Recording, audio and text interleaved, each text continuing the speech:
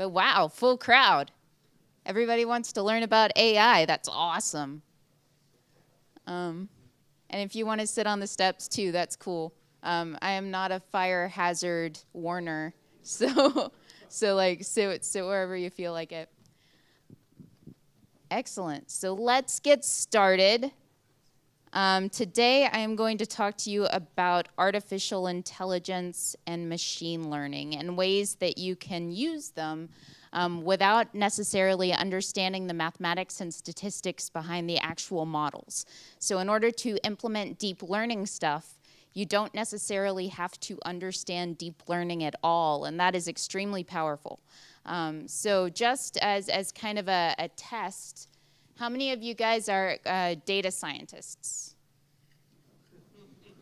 Hi. How about machine learning engineers?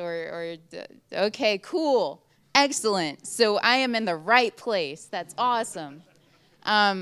My background. So my name is Paige Bailey. Hello. I work for Microsoft as of August, so I am brand spanking new. I have about 10 years of experience with Python and 4 with R, and some influence in the kind of the Hadoop space. So if you've heard about those tools, I'd love to talk about them after. They're a lot of fun to use. My background was not in computer science. It was in geophysics and carbonate geology. And afterwards, I did get a computer science, a little bit of a computer science background, but I started working in the oil industry because that's what you do. And I was a geophysical application developer for them for a couple of years before they realized that what I was doing was data science. And then they called me a data scientist, and that was awesome. But now I work at Microsoft, and that's better. So I'm currently based in Austin, Texas, home of the breakfast taco. And but I'm moving to Redmond a little bit later this year. So if you're ever in the Seattle area and you want to go get whatever food is available there, I guess it's coffee. Coffee's the cool thing. Just let me know. That would be fun.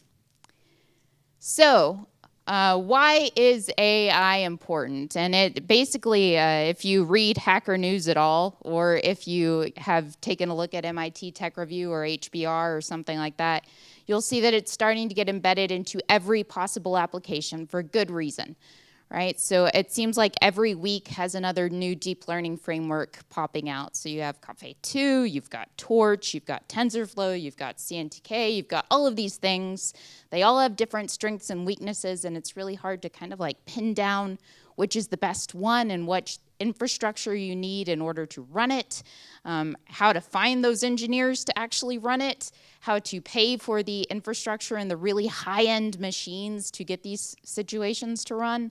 And it's all like a very expensive undertaking. And who wants to pay for a data scientist anyhow? Because those guys, you know, like they have big salaries, and what do they do that's so important? And like that sort of thing. So Microsoft has understood this. And as part of our Azure service offerings, we've realized that there are really two methodologies, right? So you can either create your own model, you can go through that headache of, you know, buying up all the infrastructure, training the people or trying to acquire them, those sorts of things, or you can just use somebody else's model. So all of the data needed for training, a bunch of companies have it now. If you're a smaller startup or if you're a smaller company, you probably don't have the billions or trillions of images or millions of web pages need to do natural language processing, right? So, those are the two real options. So I want to talk a little bit at first about creating your own model, like what is actually going into creating a deep learning model. And to do this, I have a case study from one of our partners called Jabil. And Jabil operates out of Florida in the United States. They're one of the world's largest sort of electronic manufacturing companies. So has anybody heard of them? Okay, there's one. I hadn't heard of them either. So apparently they're very important, but not a whole bunch of people know about them. Raytheon got real excited. But yes, so Jabil does a lot of excellent work, but not quite as well known. And what you see here is a circuit board assembly line, right? And it's probably one of the most boring jobs that I can think of, is you have a human worker sitting and waiting for a circuit board to pass through. And that worker's job is to say, yes, this chip was installed correctly, or no, it wasn't. And they do that for thousands of boards a day. And that sounds like it's ripe for automation to me, and Jabil agreed. And so what they asked us to do was to help them build a model that would take a look kind of at this close-up photograph of a chip and to say, yes, this was installed correctly. And so if your boss came to you as a programmer and said, okay, so tell me the difference between this chip that was installed correctly and this one where the chip has gone on vacation, right? Like, it's not even there. So tell me, programmer, like, what would you do in order to understand that process of, yes, this was installed, or no, it wasn't? So if you're, typical programmer, your mind immediately starts thinking, well, this guy, it's got like this orange stripy thing down the middle. So what I could do is I could sample the pixels in the center. And if I see this orange color, then I could just assume like, okay, no chip there, no chip. And I would just have that same model for every single image in this chip group. And that's fine, right? Except when you look at this one too, right? And you realize that you would have to come up with a custom model for every single chip that would be installed on that board. And then you would realize that, okay, like, that's not good. And that's one example of a circuit board. Jabil has literally tens of thousands that would need similar attention. And you realize that you would have tons of job security, I suppose, but like, you would be doing that for the rest of your life, and that sounds just about as boring as the poor circuit board worker that's going through that task. So that is where data science virtual machines and deep learning virtual machines come into play. And so I want to show you a case study that we did using Azure Machine Learning Workbench. And this is a new open source sort of utility that you can go online and you can download right now if you'd like. And if anybody has any questions throughout this entire presentation, feel free to ask. I am more than happy to answer them in the middle or towards the end, whatever you feel more comfortable with. But what you see here, so Jabil, what did they give us in order to solve this problem? They gave us this. Awesome. So on the left here, you have the circuit board number, and this is a CSV file, so you have a comma, and then you have the path name to the image file. And within this path name to the image file, you get whether it was a pass or a fail. And this, unfortunately, is what a data scientist's life looks like, right? So it's like, and it's not even like the same pass or fail. So it's like pass all caps, and then it's failure all spelled out, and then sometimes there's parentheses. Like, it makes no sense, like no sense at all. And so the idea was, okay, well, these are the path names to the images, and you know whether they're a pass or a fail, and build us a model that makes sense of that. And so when you pull that CSV into AML Workbench, what you do for the first part, right? So obviously you would want to tell which are passes or fails. So what I'm doing here is I'm deriving a column by example. And what this column should do, I'm going through and I'm just saying, okay, so this is a pass. And this is a fail. And then it also deals with edge cases. And that's kind of cool. So with 3 examples, it goes through and it extracts, it uses machine learning to understand what would constitute a pass, what would constitute a fail, and it builds it out into this other column right here. So now I have a classification column for that particular data set. And you could say, well, that's not so impressive, right? Like I could build out this regular expression for myself, and if you hate yourself, you could use regular expressions. But I mean, otherwise you could use Python or something. It would be kind of easier. And you know, maybe you'd be right. This is a very simplistic case. However, what you see off on the right here is that all of these steps that I just did have been built into a dprep file that can then be applied at scale locally or in the cloud.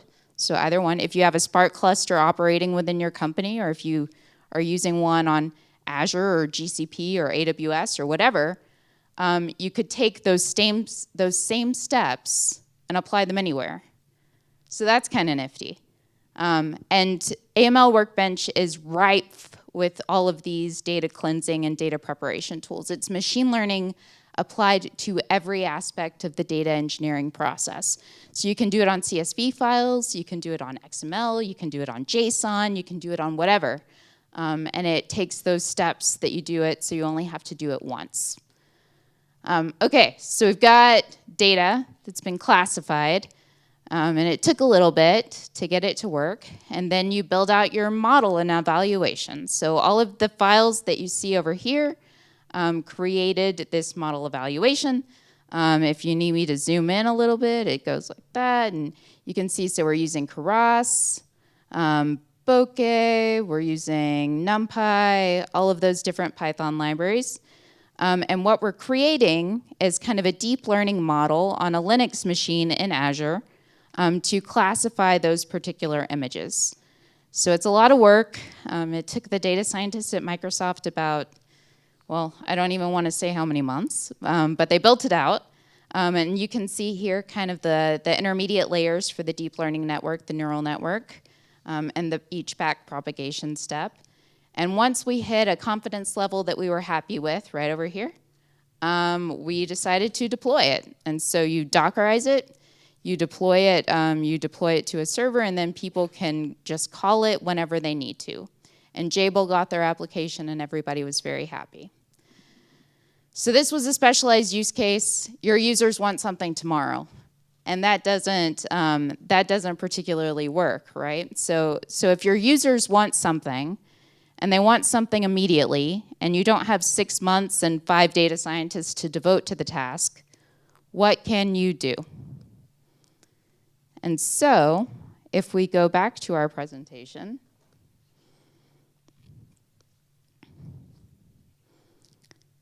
and take a look at deploying someone else's. So say you have an idea. You want to take this GIF and you want to put emoji masks on it for whether a person is happy or whether they're sad or whether they're straight-faced. And you think this is an awesome idea, it'll make you a ton of money. How would you go about doing that? Or say that you've heard of this Snapchat thing and people like dog faces. So how would you go about doing that? Or Harry Potter, that seems popular with the kids now. So how would you go about putting these different masks on features? Or you want to do it to politicians, whatever. Like or your best friends, you want to create that. And so that seems like it would be a complex task too, right? Like, but the reality is that a bunch of companies have used the assets that they have, these trillions and millions of images, and they've mapped out precise locations for each component of a face. They've hacked facial recognition. So if you want to determine if like this random guy in a picture is your friend Mark, you can do it, provided you have like 5 images of Mark that you know are Mark, and you can tell that AI that it is Mark. So some examples that we'll be seeing later today are the computer vision API, the emotion API, the translator text API. I make them all the time, every day that I travel, so you'll see a new one every day if you go to that URL.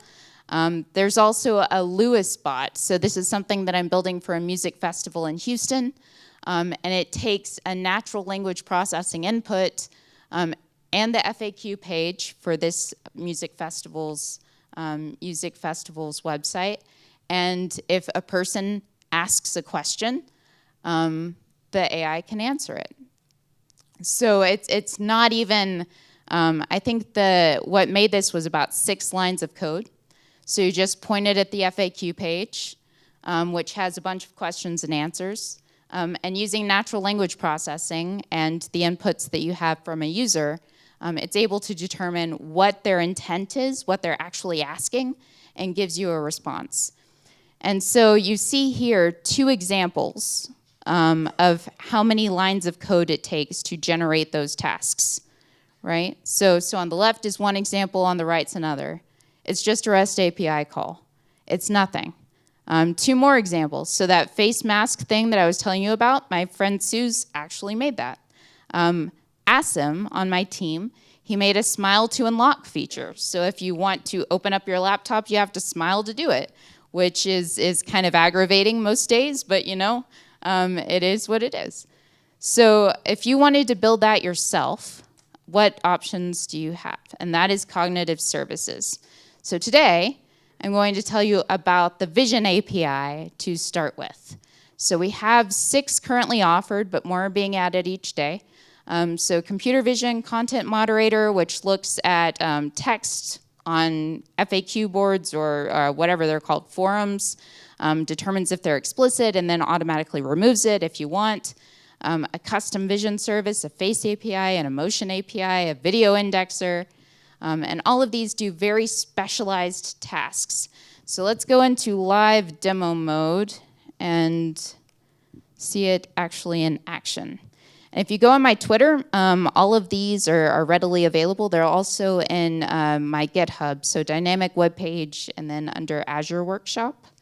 But for the first one, we're going to be looking at the age of Mr. Kevin Bacon over time. And so you see I'm importing a whole bunch of libraries. That's nice about Python. So just think of them as kind of NuGet packages if you're familiar with .NET World. I have a subscription key, so you would have to define it to be your own. Wherever you're pinging Azure Cognitive Services, so that could be a different location. Headers.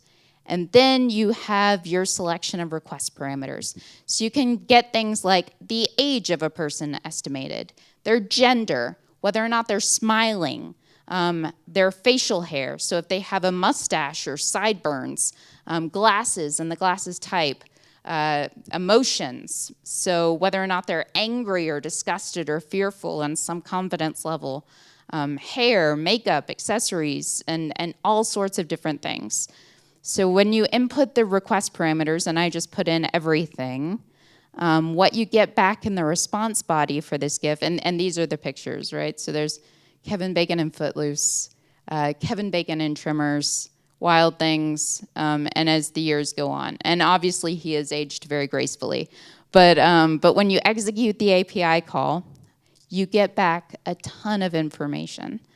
So again, you get the estimated age, you get whether or not he's wearing glasses, the color of his hair, his head's exact position, whether or not he's smiling, and then also all of those little pinpoints that you saw in that picture before, all of those locations if you wanted to do kind of an automatic open just for Kevin Bacon on your laptop, right?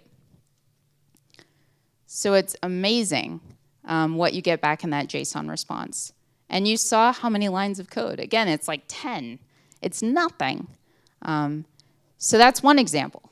That's one example. Okay, tell me about another one. This is some work that we've been doing with the Nature Conservancy just recently. It's detecting coral reefs and scuba diving imagery. So they have a huge selection of pictures that they've taken from travel companies, so things like Flickr as well and Instagram. All of them are geotagged, and they want to be able to extract which images deal with coral reefs or scuba diving, but they don't have a person to go through millions of images, and who blames them? Like, who would want to, pay somebody to actually do that? So if I take this image, if I do the same song and dance, if I have the API key and import the libraries, point it at something, call the API, request the parameters, What do I get back? I get back a text string describing this. So a group of colorful underwater. That's not very useful. But the tags tell me that it's a reef, that it's underwater, and it gives me an associated confidence level with these things. It also tells me that it's colorful, painted, not necessarily, but it's part of nature. And if you look for just reef photos, that actually works. It's at least a first pass best guess. So let's look at this other one about scuba diving, right? So it says a statue of a person in a swimming pool. Not very useful. But if you look at the tags, it does say swimming, it does say sport, water sport, and ocean floor. So that would probably tell you that it was an ocean-related activity. Same story with this guy. So, swimming with the fish looks awesome. And swimming, ocean floor, underwater. And this would be a stress test, right? So same general getup, right? Same attire, blue all around, but cognitive services is able to pick up that this guy is actually flying, so a man flying through the air as opposed to being underwater. Single API call. So right about now, as any good engineer, you should be wondering, what is this strange magic? Why should I trust this? What confidence? Couldn't I build this myself? And the answer is you'd probably be right, with 6 months and 5 data scientists. And it is strange magic, and it is kind of awesome. And, there's confidence levels associated with each thing. But the first thing you should know is that all of these services are built on top of CNTK. And CNTK is Microsoft's cognitive toolkit. It's very similar to TensorFlow. If you have any question about the model at all, you can go and check out the code on GitHub. And you can have full confidence on what that would actually be like. Each API call does return a confidence level. There's a free tier, so if you didn't want to actually have to pay, if you wanted to try it out, you can have up to 2 million requests, and you would still be in the free tier, and that's kind of awesome. We'll see later on something that I've also put on my GitHub that tells you precisely how to hack it, so that you can go for as long as you can without paying. But don't tell my boss I made that. So, and it's also, the primary thing that I want to hammer home is that all of these algorithms are trained on a massive amount of data, right? So Google, Microsoft, probably Amazon to some extent, have access to all of the data on the internet, right? So trillions of images, web pages, natural language, all of that stuff. And that's what you need to appropriately train a deep learning model. If you just have 500 to 1,000 operating in your company, then you're probably gonna have a tough time. So if you want to leverage somebody else's model who does have the luxury of all of that data, this is a way to do it. So let's take a look at another example. Right, so speech and language. So being able to understand language that's spoken in real life, and then also language that comes through as a text string. So we have things like the Language Understanding Intelligence Service, which is that chatbot that I showed you before, a spell checker, Text Analytics API, which detects sentiment. So if I yell at you something mean, it would understand that was probably not a very nice thing for me to say. And then also translation and linguistics. So taking a look at our second series of demos, I went out to eat last night to KFC because it was close. And so this is beautiful. Cyrillic is beautiful. It is so pretty. I have no clue what this says, but I recognize that guy, right? I understand that that's the Colonel, and he's probably going to sell me chicken things. So I would like to be able to extract the Cyrillic text from this image automatically, and to be able to translate it into English to tell me precisely what's happening there. So again, call to the REST API. All you would have to do to run this yourself is to just get a subscription key and to input it. This is Python. Python's pretty straightforward. And what you see here is that it automatically detects that the language is Russian or that the characters are Cyrillic. It detects the bounding box where they're located, and then the Unicode characters for that Cyrillic text. If you wanted to extract it out yourself, it would just kind of be similar to working with a Python dictionary. So you would just select this text box.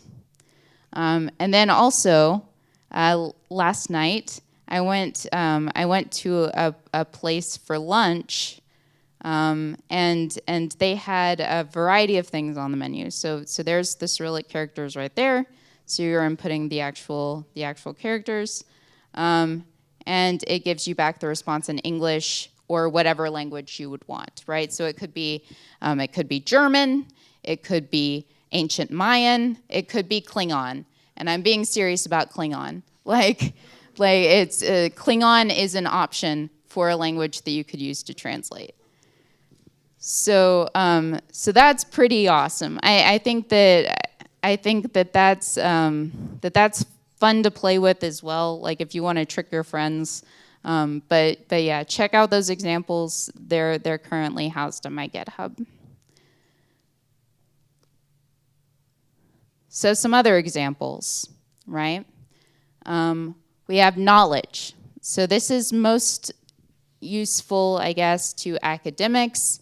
But there are also some really interesting things you can do around recommendations, right? So if your customer is coming to your website, and you know historically that this customer has purchased a pink shirt and pink shoes and pink something else, that you could probably sell them another pink thing. Or if they've purchased some Marvel comic books, and you know maybe they're a fan of Star Trek, you could probably sell them Firefly too. You know, so being able to use that market basket analysis on your given corpus of transactions for your users, and be able to market that to your advantage. The academic knowledge API kind of looks through all of kind of the scholarly academic research and maps out a network analysis of those things.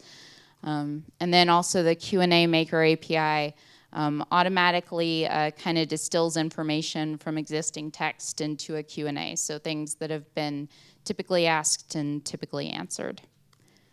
Search, so auto-suggesting based on a given input, news search, web search, entity search, image search, video search, so being able to basically implement Bing search, or Google search, as Code Poet likes to point out, within your own company's environment.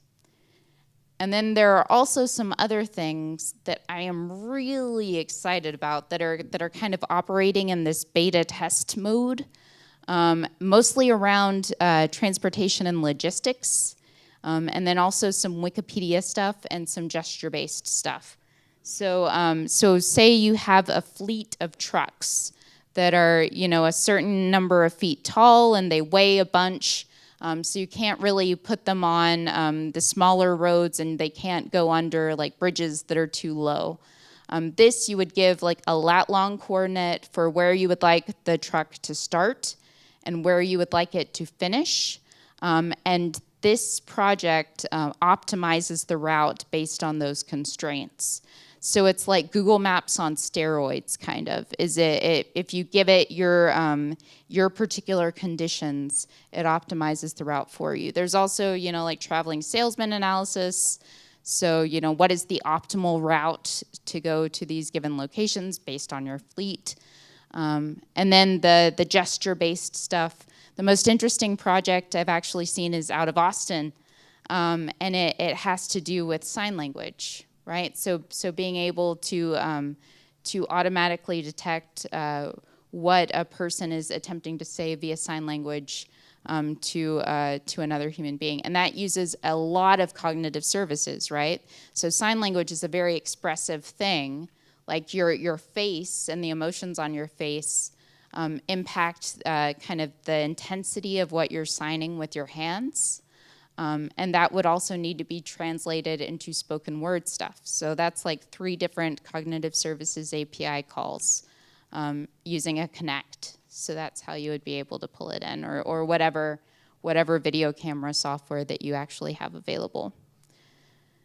So if you want to implement your own, or if you want to implement somebody else's model, the 3 options that you have if you're using Microsoft products, there's cognitive services, there's, which we just saw, there's ML Studio, which we're not going to look at today, but what's very interesting, and if you have any energy around this at all, you should go and take a look at it. It's kind of like a drag and drop machine learning environment. So if you don't know how to code, you can implement a machine learning model based on your custom data set. And even Microsoft Excel, you can actually embed machine learning logic into that as well. And the important thing I would like to point out, though, is that cognitive services, even though it's really freaking easy to use, it's still like the highest level of difficulty out of all of those 3 options that I just said. So those 10 to 15 lines of code is about as complicated as you're going to get for implementing a model that has already been created. So those are just some links. Again, the entire presentation, entire slide deck is available on my GitHub, available on Twitter, as well as the getting started kind of documentation. And so I would like to end on that. That's the thing that we were told to tell you to go and look at. You don't have to if you don't want to, but it's like a score sheet rating thing. And I would really appreciate any feedback you give me.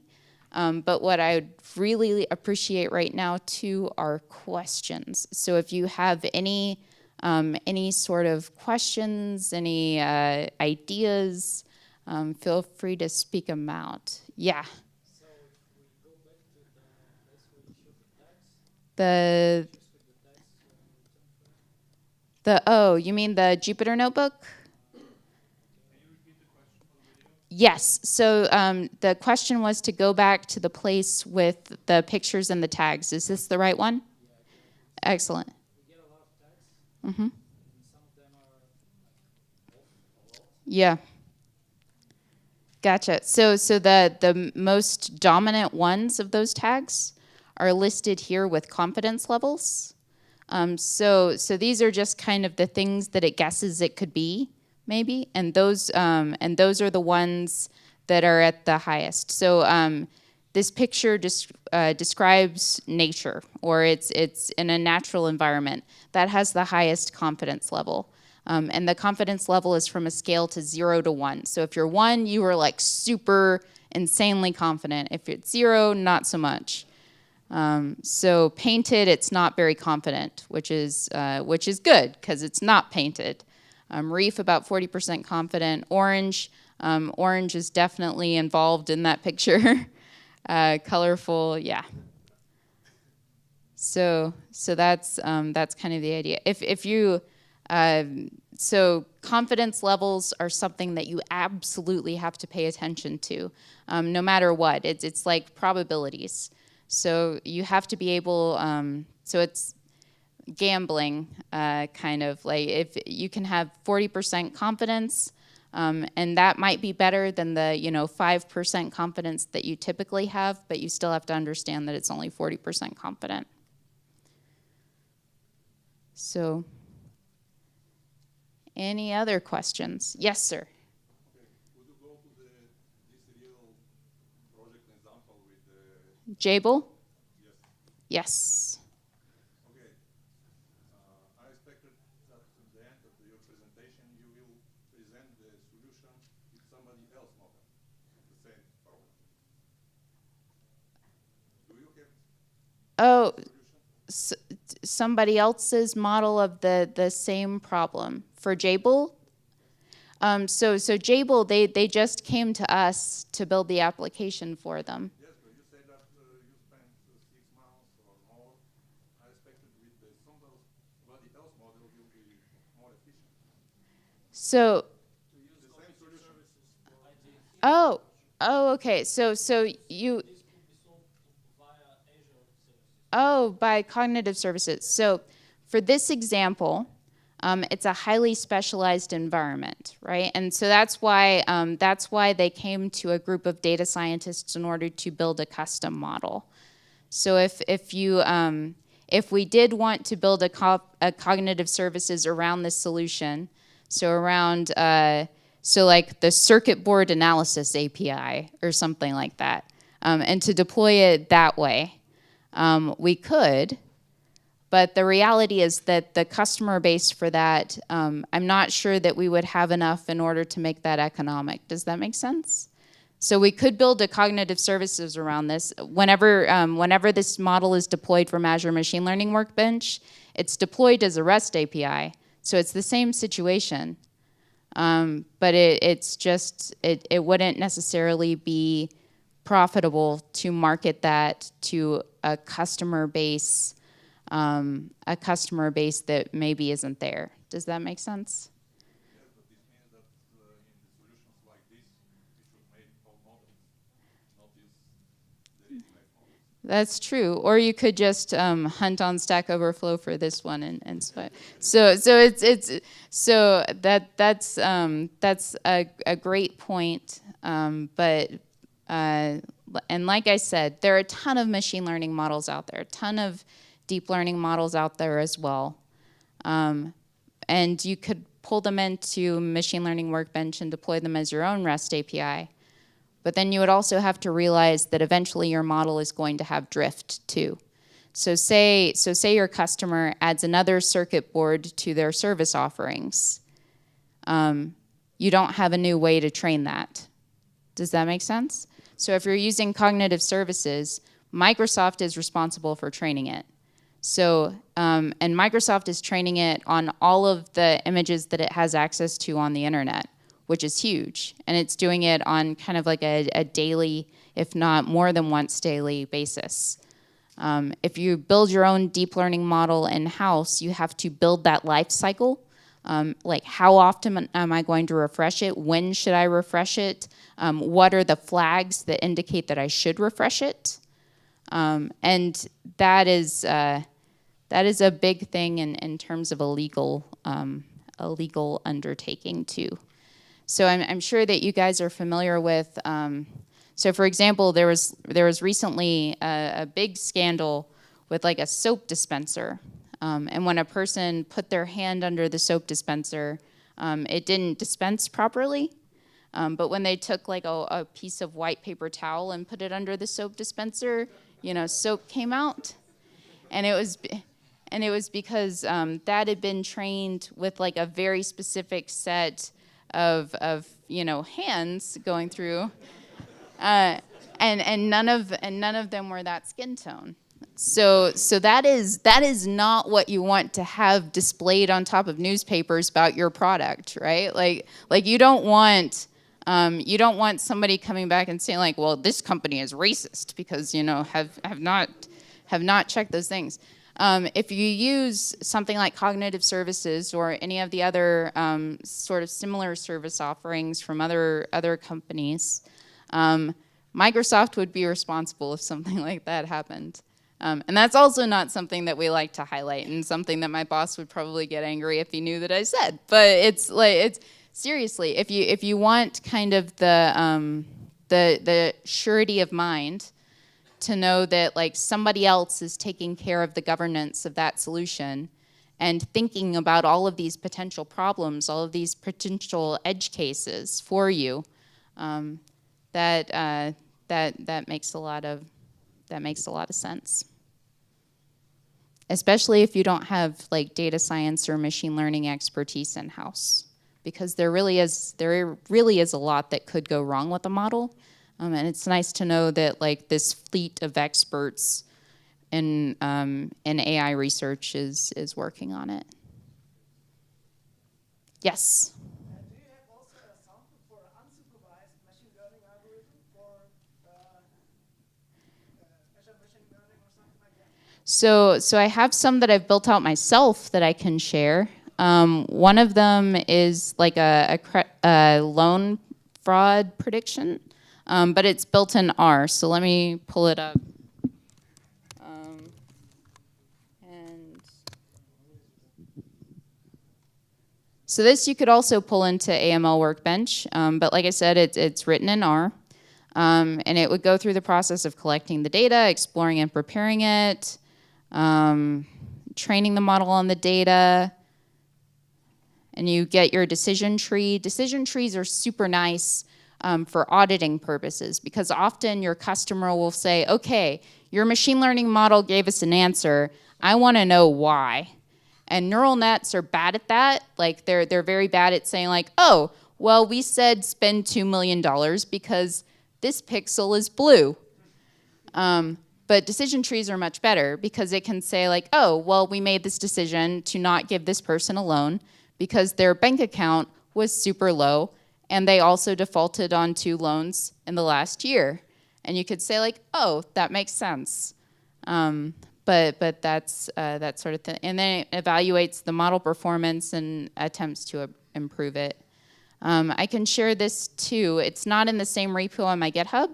It's on my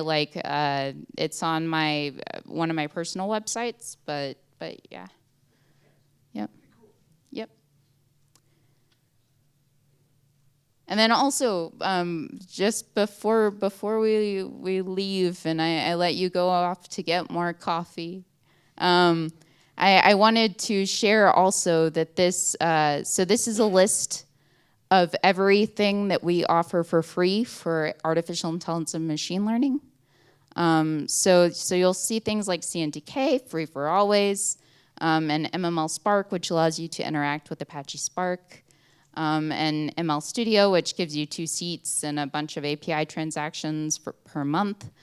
But then also this over here goes through every single one of those cognitive services that I mentioned and tells you about the requirements for each, right? So like the emotion one, for example, you can have 10 maximum transactions per second and 30,000 per month for free. And then also for the translator text, which is the one that we looked at before with the Cyrillic to English, you can have 2 million translated characters per month for free. And that would be associated with an email account. So just, you know. And then those are the cognitive services labs, right? So 1 per second, and the number of transactions per month.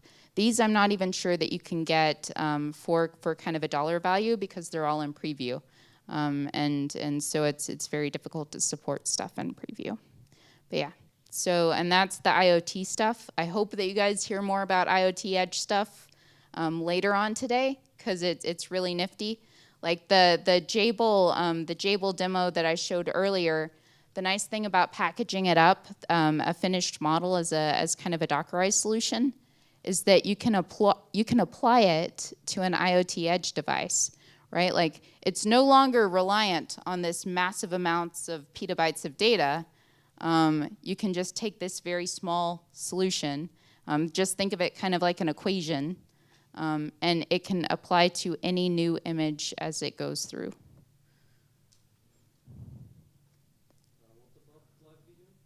Live video.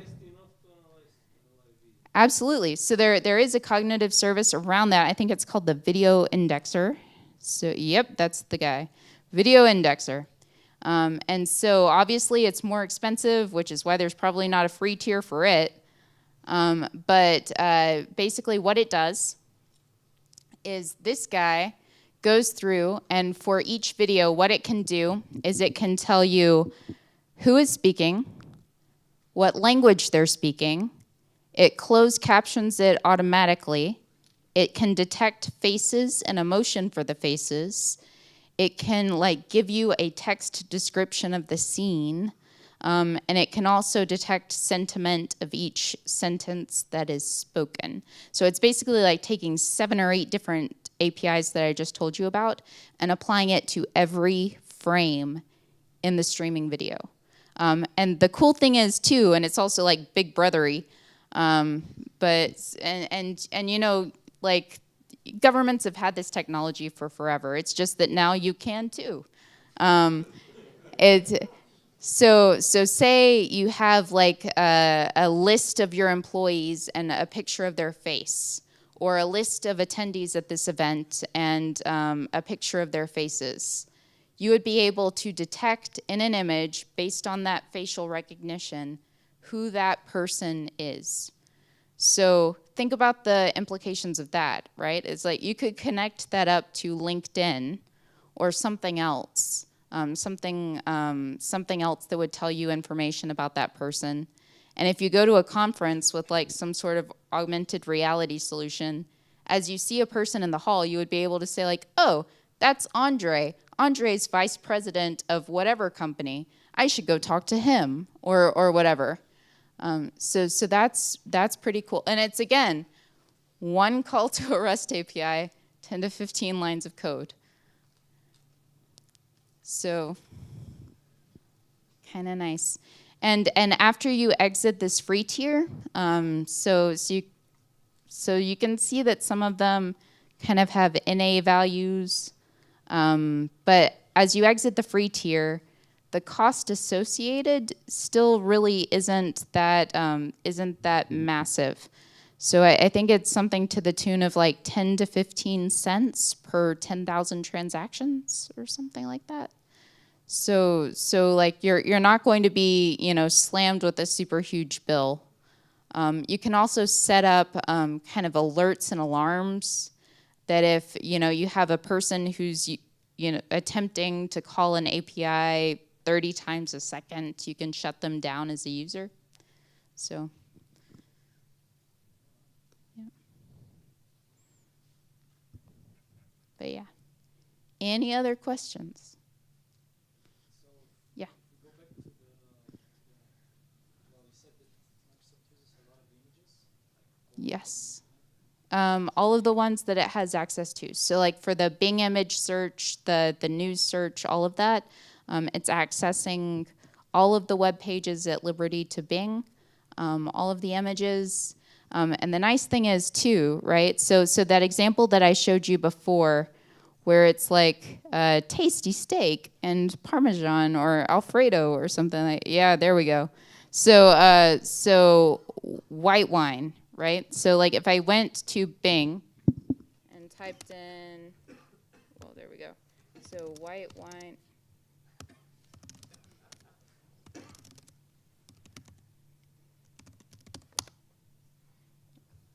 Or, no, I was thinking Russian, sorry. There we go. So it can tell you, that precise thing. And this is using the same cognitive services API, right? So we're kind of eating our own dog food. Satya Nadella's motivation is that every application that we build should incorporate these AI technologies. And that's kind of an awesome undertaking, right? So if you use the latest version of PowerPoint, you've probably noticed that it gives you like these helpful hints like, oh, hey, you know, like you should maybe move this image off to the side, like here's some design choices you should make, or it like describes the image for you, or it automatically does closed captioning of videos that you insert into your PowerPoint presentation. All of that is using the cognitive services APIs. So as each one is used and kind of correctly or incorrectly classified internally, it gets better, and that's awesome too. I think is that the more people that you have using these APIs, the more data being fed to them, the better that they get over time.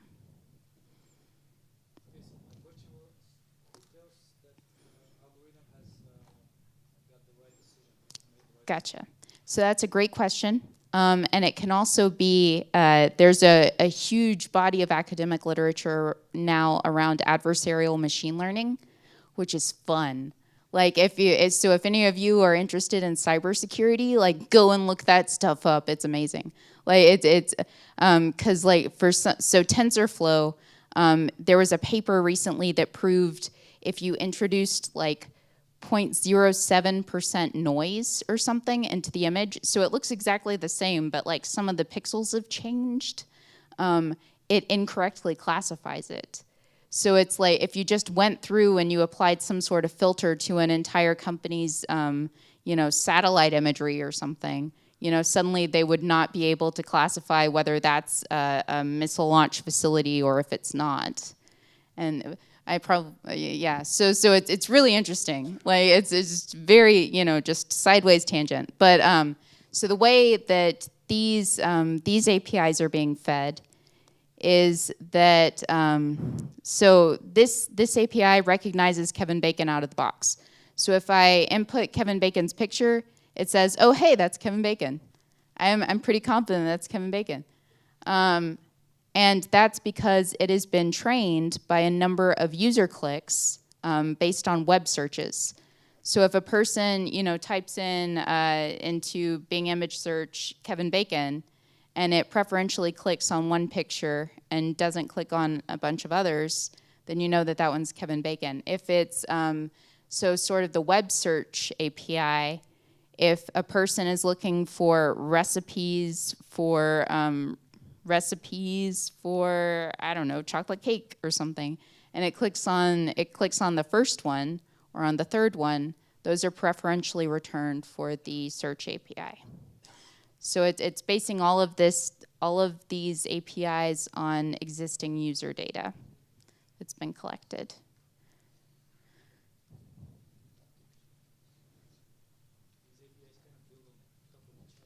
Yep.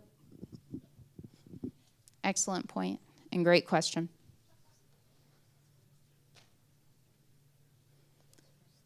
Cool. No more? Y'all are tired? Oh yeah. So that'll be tomorrow. Huh.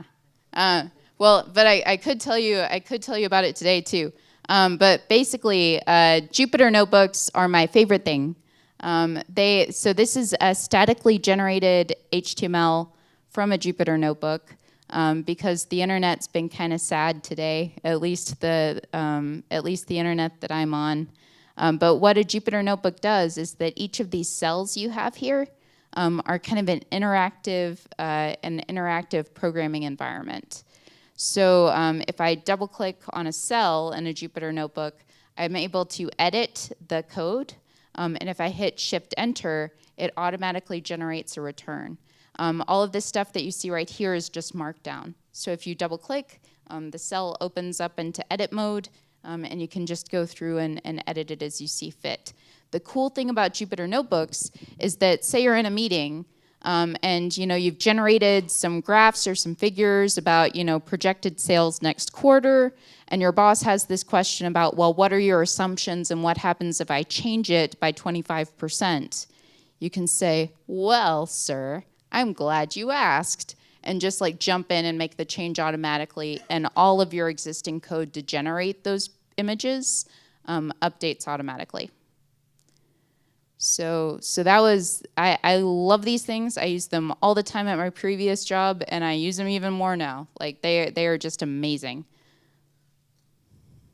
And the thing that I'm going to tell you about tomorrow is notebooks.azure.com, which is you can spin up Jupyter Notebooks and Jupyter Notebook servers for free, generate them either on your own or fork somebody else's from GitHub, and then share that URL with anybody so you can have a collaborative online code environment.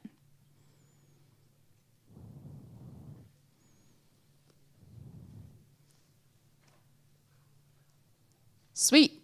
Okay, I'm not going to keep you guys any longer. Go forth. Thank you. Thank you.